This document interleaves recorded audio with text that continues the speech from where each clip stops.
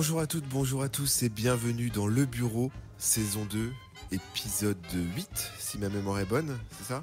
Ouais. Épisode 8, après une aventure intense au sein de la capitale de la France, nos héros se retrouvent à bord d'un bateau qui s'appelle le De Profundis. Nos héros, ils sont 3.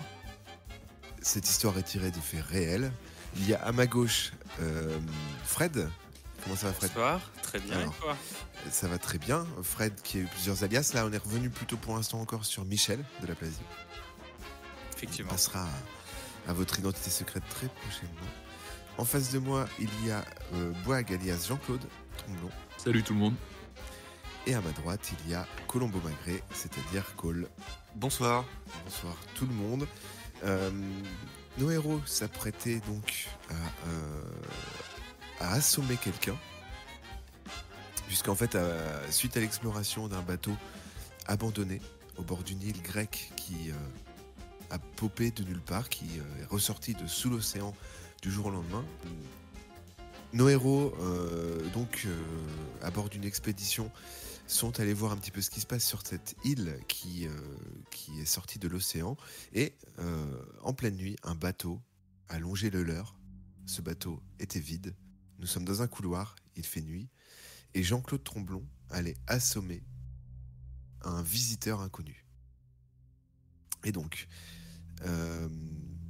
Jean-Claude a ouvert la porte de la cabine où il était caché, s'est avancé comme un ninja dans le couloir et a assommé complètement, grâce à un G2D réussi, parce qu'on s'était arrêté là-dessus la dernière fois, assomme complètement le visiteur inconnu, qui en tombant n'est autre que Temalo. Oh bah, Ah bah d'accord. il pouvait pas dire qu'il était là. Ok. Vous êtes donc tous les trois dans le couloir avec la grande silhouette de Temaru contre le sol. Que faites-vous? Bah je me retourne très vite pour voir s'il n'y a pas d'autres gens avec lui. Très bien. Tu te retournes.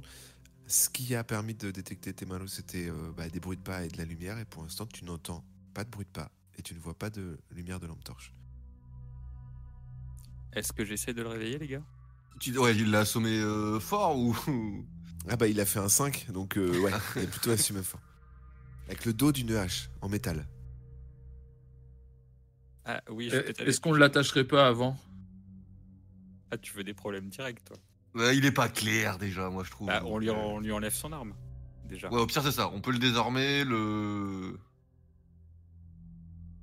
Ouais. Parce que s'il est pas mauvais, l'attacher, Voilà, elle il va pas va apprécier, peut-être le quoi. prendre mal, ouais. Vous voulez le fouiller, le désarmer? Vous voulez faire quoi? Au moins le désarmer, ouais. Après, Ouais, puis moi je vais peut-être regarder sa plaie parce que avec du métal, ça a peut-être fait mal. Ah, ça peut Alors, faire des dégâts. tandis que Colombo donne un petit coup de pied pour éloigner l'arme de Temalo, Michel se penche sur la plaie de Temalo et constate que c'est il est bénin. mort. Non, il ne saigne même pas. D'accord. Très bien. Ok, De sa poche est tombé d'ailleurs un talkie-walkie. ok. On peut le fouiller plus? Bien sûr. C'est toi qui t'en occupe? Ouais. Alors tu fouilles, tu tombes sur des chargeurs et une lampe torche, pardon, et rien de particulier sinon. Ok, bah La, j'embarque la le radio chargeur. qui est tombée, elle correspond à la nôtre. C'est notre radio à nous. C'est votre talkie-walkie, ouais. Bon, est-ce qu'on l'attache et qu'on attend qu'il se réveille? Et il faudrait qu'on aille aussi rechecker les corps parce qu'il nous a interrompus, mais moi j'aurais bien aimé voir la disposition des corps dans la pièce d'à côté. Bah, Ou au pire, on le traîne avec nous. Je suis pas sûr que ce soit une super bonne idée de l'attacher. Après, il a pas d'autre radio. Je veux pas vous couper, mais sachant que pour attacher quelqu'un, il faut une corde. Oui, mais ça, je on peux en peut, chercher on peut une. pas le mettre dans une cabine. Et on l'enferme dans une. Elles sont fermables. Ça, je sais même plus si ça se dit. Bah, Alors de Jean-Claude l'extérieur, s'est il faut projeté. une clé. Mais... Bon, Y a bah, pas- ouais, les clés sont pas dessus, quoi. Comme par hasard. je vais fouiller les cabines à la recherche de quelque chose pour l'attacher. Si c'est pas une corde, je me débrouille avec des bouts de drap ou du scotch ou n'importe quoi. D'accord. Alors tu vas faire un jet d'observation pour voir si tu es capable de détecter quelque chose, voir si tu veux trouver une corde. C'est 60.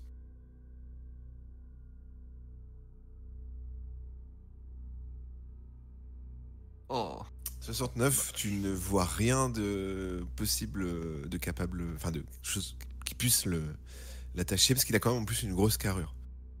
Ce que j'allais dire, c'est que tu veux pas le faire avec un bout de Il a drap. quoi comme chaussure?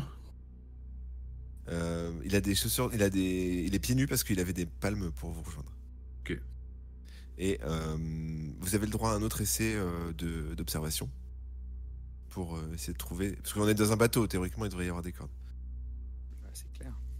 Tu Qui veux s'en le charge, faire, Michel ou Colombo? Vas-y, moi je vais le faire.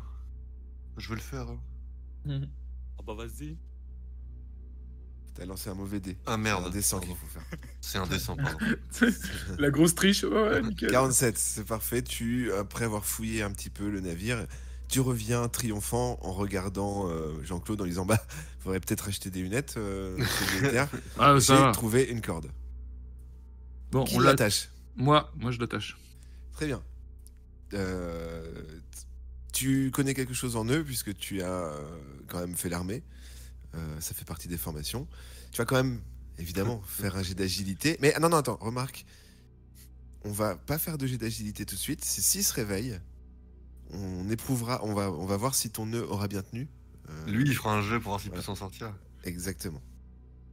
On verra. Non, bah en fait, Martin fera un jet. Enfin, pardon, Jean-Claude fera un jet sur 70, voir si la corde tient. Tu voulais retourner en cabine, en cale? Dans En la cale, pièce, dans la cale, ouais. Colombo vient, en plus il y avait des symboles d'œil au sol, j'aimerais bien qu'on réanalyse ça, ouais. parce que comme il y avait des yeux déjà chez Wintenberg, je sais plus comment elle s'appelait, là, l'assistante de Paco Rabanne, je me dis qu'il y a peut-être moyen. Bah ouais. Van Brücken, tu veux dire? Van Brücken, Nathalie, Van merci. Brücken. Vous descendez donc du coup à nouveau dans la cave. L'odeur est toujours bien saisissante. Toujours au sol, un immense œil dessiné avec du sang et les cadavres de jeunes femmes qui ont quand même dépéri un petit peu puisque ça fait visiblement, selon l'expérience de Michel, plusieurs jours qu'elles sont là. Et est-ce qu'elles sont disposées de manière particulière Elles sont alignées toutes les trois. Mais donc ça, on est d'accord que c'est les 3 vierges qu'ils ont dû sacrifier pour... Ouais. Oh, ça y ressemble. Et tu veux pas analyser les symboles, Colombo? Si. Et on a rien pour prendre des photos et tout. Bah, j'essaye d'observer bien pour genre bien retenir s'il y a pas de papier, de texte, genre de choses qui auraient pu servir au rituel. Alors tu observes l'œil, tu te rends compte en effet que c'est le même œil que vous aviez observé chez Nathalie. Et également, tu te souviens l'histoire de Jean-Claude qui avait vu, lors d'un moment de folie, cet œil gigantesque dans le ciel à l'époque de la tour Montparnasse. Tu refais le lien. Oui. Donc c'est un espèce de... Ouais, c'est... Un œil Tout est assez simple, avec pour seule pupille, un bâton vertical. D'accord. Est-ce que je peux inspecter les corps, trouver des indices, voir comment elles ont été sacrifiées Bien sûr. Tu vas faire un jet de science à 70. 28. 28, pardon. Quand tu observes les corps, tu te rends compte que les femmes ont été vidées de leur sang.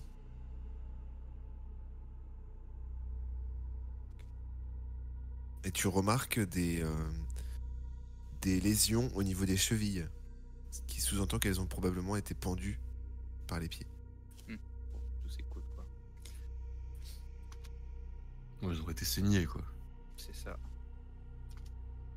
C'est l'analyse en tout cas de Michel. Que faites-vous?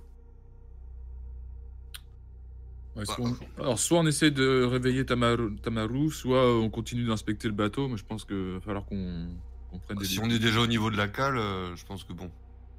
Alors, la nuit avance et plus vous passerez de temps ici, si vous faites une nuit blanche, vous aurez un malus pour vos prochains dés de demain puisque vous aurez très peu dormi. Ouais, bah là, de toute façon, faut qu'on Ah. faut qu'on quitte le bateau, mais Temaru, faut savoir si on... Ouais, Bah, faut on le réveiller. réveille et puis on l'interroge. Hein. Ok, vas-y. Alors, il n'y a aucun souci pour... alors, vous remontez les marches. Temaru est toujours dans le couloir parce que vous n'avez pas pris de décision. Que faites-vous pour le réveiller? Pas y a pas de la flotte ou quoi dans les... Alors, pas de des l'eau, il y en lavabos. a partout autour. Hein. Ouais, non, mais je veux dire, y a pas un lavabo ou quoi pour qu'on puisse prendre de l'eau et lui jeter à la tête ou un truc comme ça? Alors, tu fouilles dans une des cabines d'équipage Une non bouteille loin d'eau, de hein. vous et tu trouves... Alors, tu trouves pas de robinet... Enfin, tu trouves pas de bouteille, mais tu trouves un lavabo, en effet. Après, petite aide de MJ, Jean-Claude dispose d'une bouteille d'alcool. Ah. Ouais, mais moi je partage pas. Je lui file une claque. Non, on peut peut-être lui faire sentir. si c'est Oui, voilà, vraiment juste lui très faire fort. sentir, ouais. Je lui file une claque, moi. Alors, Tu vas lui arracher la mâchoire. Il va lui arracher la tête. tu as 70 en combat. Il faut vraiment que tu fasses moins de 70 pour pas qu'il y ait De séquelles. de séquelles sur lui. Ah non, regarde, 11, je suis gentil. 11. Tu lui mets une petite claque et bah, visiblement le choc a été vraiment fort puisque il ne se réveille pas.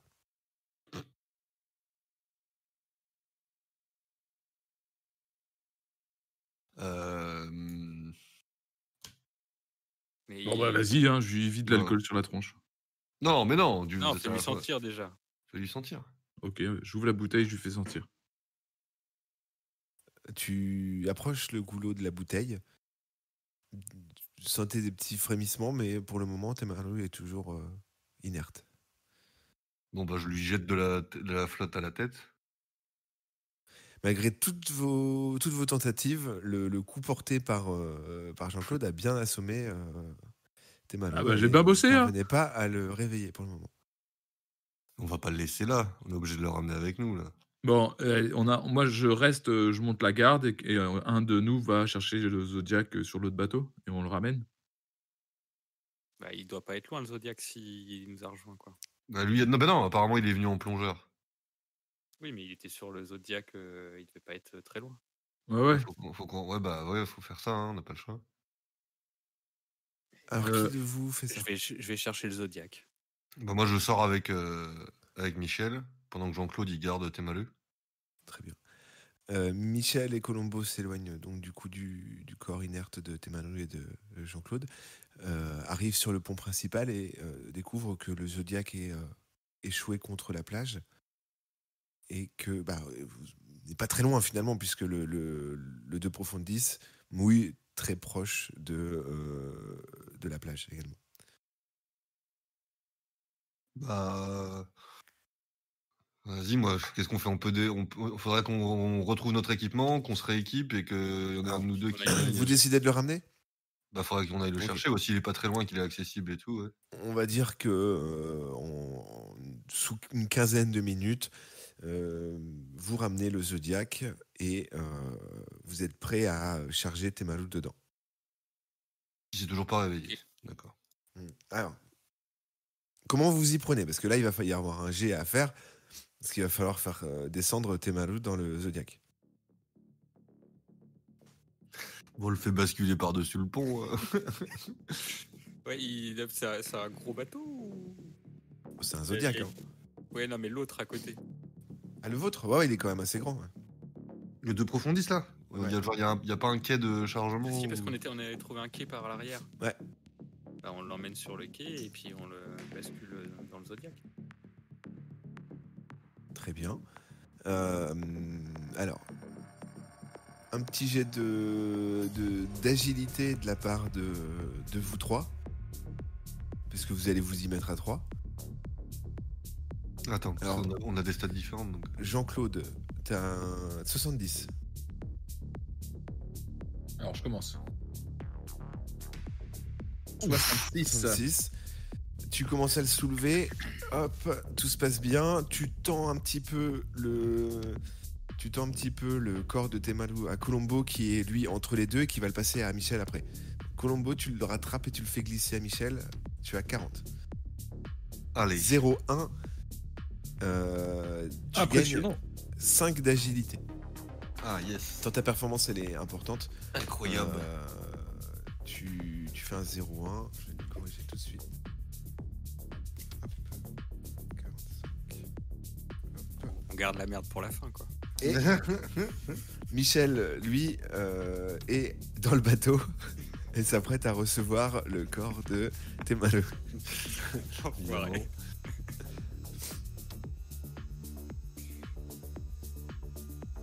87. Oh là Il là. a pris sur la gueule. Tu commences à le rattraper. Il te tombe dessus et vous basculez tous les deux à l'eau. Je plonge. Moi, je me dirige vers lui. Enfin, je reprends mes esprits, je me dirige vers lui.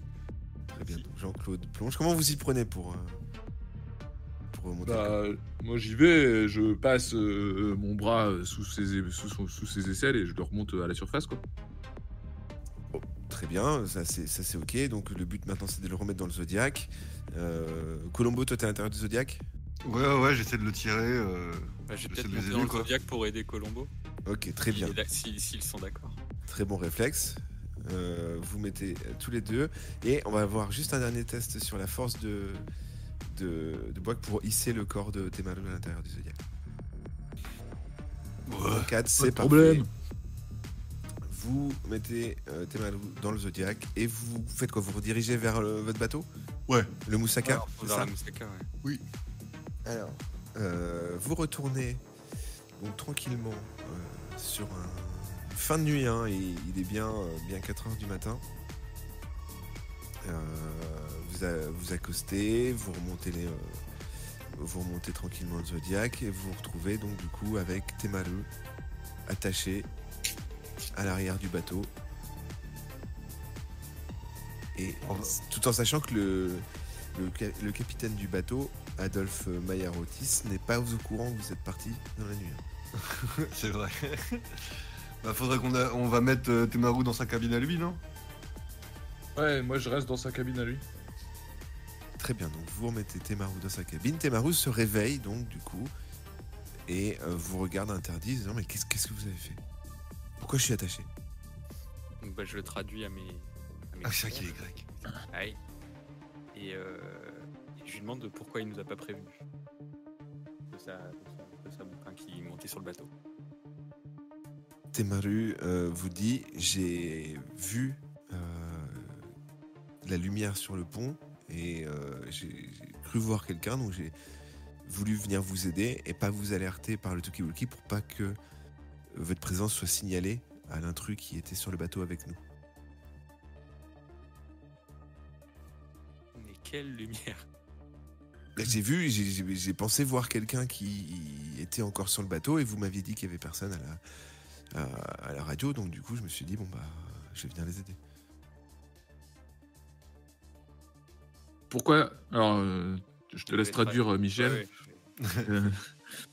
Pourquoi t'as pas voulu nous laisser des flingues quand on est monté sur le bateau et tu nous as laissé y aller comme ça à main du coup? La condition Pas pour satisfait. la condition pour que vous puissiez venir dans cette mission, c'est que je ne vous confie pas d'armes, que mon équipe, moi et mes militaires, nous chargeons de la sécurité, pas vous. Vous êtes en tant que civil ici. Il y a une hiérarchie dans cette mission. Il y a un capitaine de bateau, il y a un commandant militaire, des hommes armés et des scientifiques, chercheurs, enquêteurs, tout ce que vous voulez. Maintenant, détachez-moi, s'il vous plaît. Si je te parle de Raymond Sicard, ça te dit quelque chose? Aucune idée. Qui c'est? Non, je t'en dirai pas plus. Et tu vis où? Depuis quand t'es en Grèce? Enfin, tu nous as dit que t'étais polynésien. Depuis quand t'es en Grèce? J'ai émigré avec ma famille à l'âge de 5 ans. J'ai toujours vécu ici quasiment. Colombo, tu peux suivre ton instinct? Ouais, je réfléchis, je me dis qu'il faudrait le. Alors tu peux faire un jet de psychologie à 70 pour essayer de déterminer un petit peu. Eh bien, Alors tu fais un excellent jet de psychologie. Au bout de quelques questions, comprends que c'est un homme qui a eu un passé extrêmement difficile. En effet, tu te doutes pas que c'est quelqu'un qui a dû immigrer en Grèce, sans qu'il y ait une fracture en lui, qui a eu un gros bouleversement. Tu saurais pas encore déterminer quoi, mais c'est quelqu'un qui a eu un passé extrêmement difficile, qui a dû en effet s'engager dans la Légion étrangère de Grèce pour des raisons assez obscures pour le moment. Mais est-ce qu'il ment? Par rapport à tout ce qu'il vous a dit, Cole te fait un signe que ça a l'air vrai.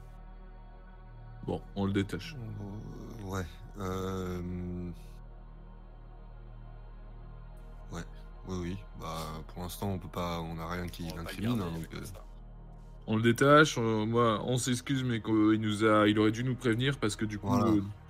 voilà, nous on était sur nos gardes et on a assommé la personne qui nous suivait. On s'excuse et on lui dit bonne nuit, on va se coucher. Est-ce que vous vous brossez les dents? Oui. Toujours. Très bien. On va faire un jet brossage de dents. La nuit se termine à bord du Moussaka et vous êtes réveillé à 6h30 par Tamaru qui vient vous dire bon, on a besoin de vous en salle de brief. Ok. Vous voyez qu'il est quand même un peu chonchon. Hein. Bah oui, il a pris un sacré coup derrière la tête quand même. Ouais, puis il a pas beaucoup dormi. Vous rejoignez donc tout le monde, l'équipage, des soldats, le capitaine en salle de brief. Et le capitaine du bateau vous dit bon bah il va être temps d'aller voir un petit peu ce qui se trame à la fois sur l'île et à la fois sur le bateau. Qu'est-ce que vous proposez? Ok. Euh, Que nous on aille sur l'île et que Oui, voilà. sur le bateau. Parce que nous, on sait ce qu'il y a sur le bateau. Pardon, vous avez dit... Alors, est-ce que quelqu'un pourrait me traduire ce qu'a dit Colombo Magret? Oui, moi je peux. Vas-y. Bah, traduis pas. Hein? Nous, on voudrait aller sur l'île, dis-leur ça. Ouais, c'est ça que nous on voulait. Non, moi je parlais de... Nous, on sait ce qu'il y a sur le bateau. Ah, Oui, non, mais il l'a pas compris, donc c'est c'est juste qu'il a utilisé une formule plus complexe que ça, mais c'était le fond de sa pensée. Enfin, de son D'accord. propos. Donc du coup, moi ce que je vous propose, et Temalu, lui, reste un petit peu aussi interdit par rapport à tout ça, parce qu'il ne faut pas révéler que vous êtes allé sur le bateau. Et moi on peut faire une équipe qui va sur le bateau avec quelques hommes, et le reste se dirige vers l'île. Je pense envoyer 2 militaires sur le bateau et garder avec moi le reste pour vous accompagner sur l'île, parce que l'exploration de l'île risque d'être un petit peu dangereuse. bon, ça me va. Bah, je le traduis à mes camarades et puis je pense qu'on va aller. Donc, vous êtes 3 plus 4 militaires. Temaru, il va où? Et il vient avec vous sur l'île. Ok. Il va falloir donc prévoir de l'équipement. L'équipement armé, ça c'est les militaires. Par contre, vous pouvez prendre de quoi faire un feu de camp déjà, enfin un camp de base. Est-ce que vous voulez prendre d'autres équipements particuliers? Appareil photo. Ok, Oui, vous avez un oui. sac à dos chacun. Moi je prends un appareil photo. De quoi écrire. Prends une trousse de pharmacie, un truc comme ça. Ah, une trousse de premier secours, oui, c'est pas con. Attention de bien parler devant ton micro, Fred. Pardon, oui, une trousse de secours, c'est pas con. Trousse de secours, très bien. Appareil photo, de quoi écrire, de quoi noter. De l'eau. Et des vivres. Enfin, Ah, c'est très bien, de la nourriture, de quoi communiquer. Oui. Très bien, pas de demande particulière? Bah moi je veux bien un flingue. Non, tu peux pas. Alors, est-ce que tu décides d'essayer d'aller au dernier moment te glisser dans la cabine de l'armurerie pour rattraper un pistolet? Prends un petit truc, quoi. Bah Lui donnez pas des mauvaises idées. je redemande, ouais. Je vous demande de l'occuper vite fait et moi je descends à l'armurerie. Alors, tout le monde s'active sur les ponts principaux. Jean-Claude fait les 100 pas dans la porte, devant la porte près de l'armurerie. Alors, qu'est-ce que tu fais? Tu rentres direct? J'essaye de voir si elle est refermée. Normalement, ouais. Alors, fais un jet d'observation. Je peux pas juste appuyer sur la clenche. Ah, tu veux juste essayer d'ouvrir comme ça directement? Ah non mais je me mets, Vas-y. regarde, je me mets de dos à la porte. clenche. Ah, d'accord. Ok. Je me mets de dos à la porte et je teste. D'accord, tu te mets dos. Tu essayes d'ouvrir et tu sens qu'elle va s'ouvrir. Ok. Bah je choisis le moment où il y a vraiment personne qui me regarde et je rentre. Un petit jet de discrétion. Allez. 60.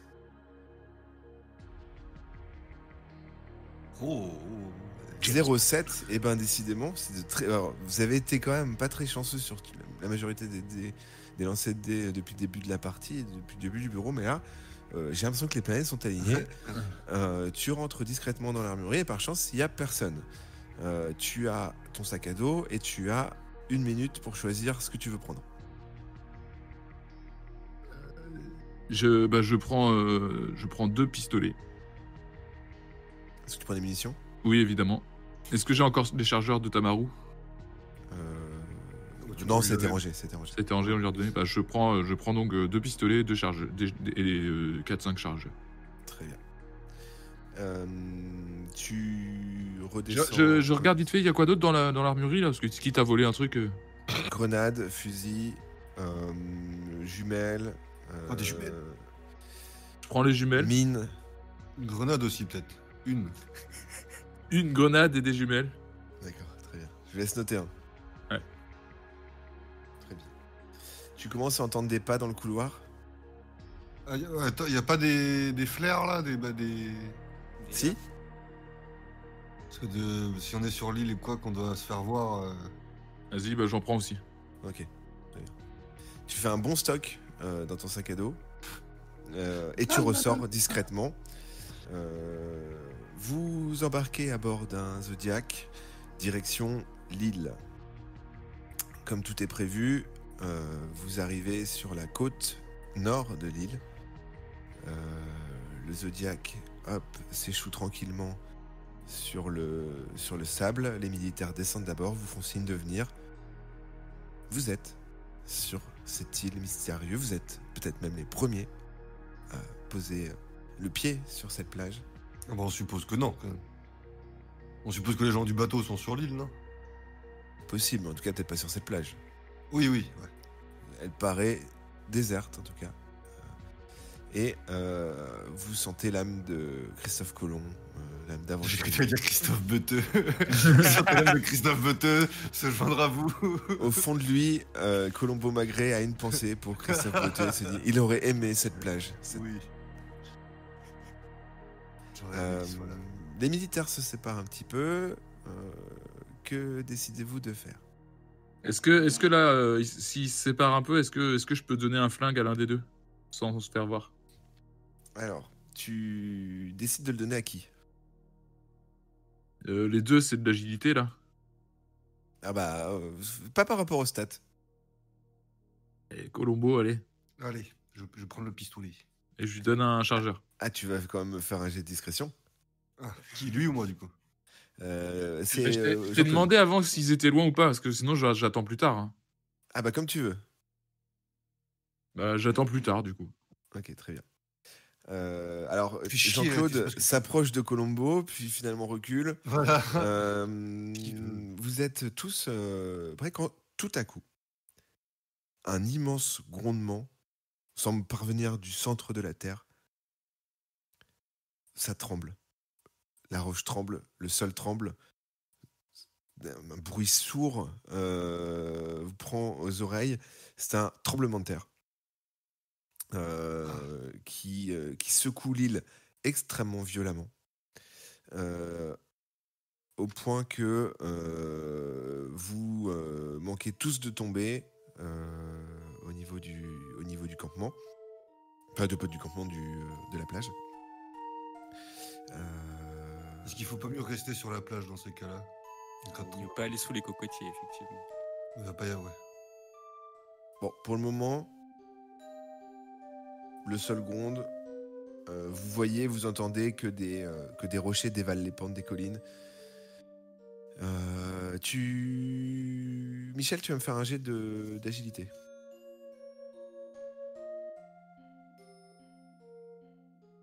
49 sur 40. Et toi, tu chutes et tu te tapes un peu la tête sur un caillou, tu perds un point de vie. Oh bah d'accord. Chiant. Ça va, Michel? Aïe. Mais oui, ça va. Mais j'ai mal. Alors, Qu'est-ce qu'on fait? Est-ce que on se dit que c'est peut-être une éruption, il faut qu'on se casse, ou on continue Bah, d'explorer? C'est exactement ce que je pensais. Est-ce qu'on pourrait pas observer les sommets s'il n'y a pas une intensification de la fumée ou même des flammes qui jaillissent tout simplement? Alors, vous voulez vous rapprocher un petit peu d'une route qui monte? Bah, peut-être que de la plage, déjà, on peut voir des choses, non? Alors, de la plage, tu observes une première grande montagne et plus loin, des formations rocheuses et un volcan. Mais est-ce qu'il y a de l'activité sur le volcan? Est-ce qu'on voit de la fumée ou... Oui, beaucoup de fumée. Est-ce qu'il y a des gerbes lumineuses? Non. Énormément de fumée. Pendant que vous vous rapprochez un tout petit peu du chemin qui s'approche de la première montagne pour regarder un peu plus haut, le capitaine du bateau vous dit « S'il vous plaît, ne vous séparez pas. » Bon bah... On se sépare pas. Ils nous ont pas suivis, les militaires? Alors, les militaires sont un petit peu encore sous le choc et vous proposent de faire un camp de base à l'orée de la forêt, mettre un poste de radio. Non mais la terre tremble plus là, on est d'accord? Mais la terre tremble plus, tout ça. Ah c'est oui, arrêté. voilà, je me dis, on est bien calme pour se décider à faire un campement alors que... Non, il propose d'installer un premier camp pendant qu'il fait encore bien jour, c'est le début de la matinée, faire un camp de base, mettre un poste radio et aller prendre de la hauteur pour observer un petit peu plus les environs. Bon, ça m'a l'air bien. Bah oui, ouais, faut faire un truc en bordure de plage et après... Bah, on les aide. si vous voulez. Le capitaine du bateau se propose de rester au camp de base avec un militaire. Ce qui fait que vous allez être 6 à explorer l'île pour le moment. Donc nous Et pour trois, le moment, plus... pas de nouvelles des hommes qui sont allés sur le Double Profondis. Bah s'ils ont trouvé la même chose que nous, ils vont être surpris, ouais. Et Bah juste- oui, Est-ce qu'on pourrait pas faire un coup de Toki justement pour avoir de leurs nouvelles? Enfin, nous ou quelqu'un d'autre, quoi. Le capitaine du bateau lance un appel à la radio. Les deux hommes répondent que pour l'instant ils n'observent rien sur le bateau mais qu'ils y vont très prudemment. Ok. Ça semble désert. Bon, est-ce que nous, on commence à monter à explorer l'île? Bah ouais, hein. Ok, on explore l'île et moi, je regarde un peu les branches, s'il y a des choses cassées qui pourraient signaler le passage de quelqu'un avant nous. Jean-Claude le trappeur. Oui, mais tout à fait. Il a toujours eu l'habitude de pister des ennemis, de repérer des camps de base. Et ça et là, il observe que certaines branches sont un petit peu cassées, que potentiellement quelqu'un est déjà passé par ce chemin. J'essaie de remonter la piste. Les militaires sont devant vous. Vous fermez le cortège, entre guillemets. Et, à force de monter, vous repérez une forme qui ne semble pas naturelle dans la roche, une formation rocheuse en forme de pilier. Les militaires s'arrêtent, disent C'est assez curieux ce passage. Ça d'ailleurs, la montée s'infléchit un petit peu à ce niveau-là, il y a un petit peu plus d'espace sur le chemin et un pilier avec semble y avoir des choses dessus. Ah, bah moi je m'approche du pilier du coup. Alors, tu t'approches du pilier et tu remarques en effet des gravures au sein de la roche basaltique du pilier. Des Non, gravures. balsamique on dit. Non, ça c'est le vinaigre. Notamment une gravure en forme d'œil. Encore oh. Qu'est-ce Donc que... le même qu'on a vu dans le bateau, j'imagine. Ouais, tu fais quoi avec ce pilier? La gravure, elle est fixe, enfin, on peut pas appuyer dessus, c'est pas un bouton, c'est pas un... Alors, tu veux essayer? Bah oui. De voir si de le toucher, de pousser, de le tirer, de le tourner. Tu veux pas qu'on prenne des photos avant? Ah si, on peut, oui. Petit réflexe du scientifique de l'expédition. Michel sort son appareil et dit « Stop, on ne bouge plus, je prends d'abord quelques photos. » Je me recoiffe un peu pour que bien sur la photo. Alors, Jean-Claude dit « Oh, très bonne idée, on va prendre un souvenir. » Il prend Selfie. Colombo par le bras et Michel a dit « Non, c'est des photos scientifiques, c'est-à-dire le pilier. » Ah, pardon. Les photos sont prises et Colombo, du coup, s'apprête à poser la main. C'est sur l'œil, c'est ça? C'est ça, tu vois, c'est un De bouton. voir un peu si c'est une pièce spéciale dans le pilier, quoi. Ou si c'est juste gravé dedans. Tu touches l'œil au centre et une détonation énorme, comme le bruit d'un marteau qui frappe sur du métal, vous casse les oreilles. À tel Aïe, point aïe. que Colombo, pardon, tu vas me faire un des 10 et on va voir pendant combien de temps tu es sourd. Oh. 1 minute. Ah, ça va. En 1 minute, tu seras pas sourd. Tu Ça pourras rien va, entendre. Colombo? Comment? Ça va? Je crois Putain, qu'il a j'entends perdu rien. l'audition. Ça devrait être que passager. Constatant un petit peu... Alors, vous avez tous un petit peu mal à la tête, le bruit a résonné énormément tout le long du chemin, ça s'est même peut-être répercuté plus loin. Voilà, le bateau, ils savent qu'on est là, je pense, du coup. Michel, tu vas me faire un dé d'intelligence. Ok. 83. Très bien, c'est raté. Jean-Claude, pareil, un dé d'intelligence. Alors, t'as 20. Lui va y Très arriver. très quoi. intelligent, moi. 47, Oh. bon. Aucune information supplémentaire. Ceci dit, à part Colombo qui est encore dans les vapes, vous entendez des bruits de pas qui descendent du sentier. Vous entendez Fred et moi. Hein. Oui, à part ça va, Colombo. ça va. Colombo qui commence à recouvrer l'audition. Des hommes. 3 hommes en sorte de... Pas de toge, mais de sorte de peignoir noir, capuché. Vous distinguez pas leur visage quasiment, juste que c'est très blafard. Descendent vers vous, sans doute attirés par le bruit. Ils nous ont vus ou ils nous ont pas vus? Entendu, je pense, plutôt. Ils vous ont entendu et se dirigent vers vous, en marchant, tranquillement. Bon, on court se mettre à l'abri dans des... Ils vous ont vu, les militaires, Vous faites quoi? Tu veux te mettre à l'abri, toi, Jean-Claude? Bah, t'as dit qu'ils nous avaient entendus mais pas vus. Ah si, là, ils sont descendus, vous les avez entendus descendre, et ils sont arrivés à votre hauteur. Les militaires font barrière avec des armes à feu. Ok. Je donne un flingue à Michel. Alors, tu tends un pistolet à Michel, et à ce moment, la terre tremble à nouveau, Oh. secoue le sol et le chemin. Le pistolet tombe dans un creux, la terre se fend.